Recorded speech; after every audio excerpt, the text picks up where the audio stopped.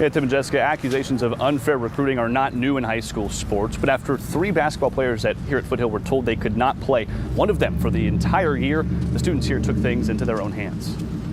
Let them play! Let them play! Students from Foothill High School making their voices heard on Thursday.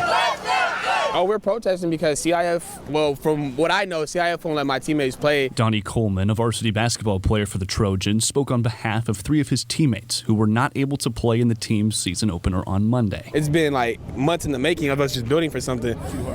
Too hard to go home for them. All 3 transferred from other schools, 2 from inside California, 1 from Chicago.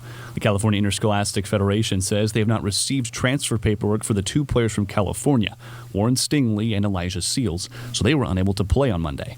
The 3rd player, Gabriel Bossi, has been declared ineligible for the entire year. Because they think the coaches recruited the players. That's what I know. The CIF says Bossi's ineligibility is due to, quote, undue influence. But his head coach, Wesley Davis III, says it's likely because Bossi is living with him and his family. So I've been told because I'm not his blood parent or his legal guardian, but I am his legal caregiver, that makes it an undue influence situation there. Bossi hails from Chicago, and the 5th-year coach says he took him in from a tough situation.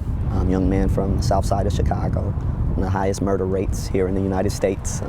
Knew the young man from a friend of my family's there, so they connected us together, and I took him into my home. Apart from being the head coach at Foothill, Davis does work with his family's foundation, the Wendell Davis Foundation, and says that that's part of the reason he took Bossi in. And that's when my passion began, when my 16-year-old young brother was murdered.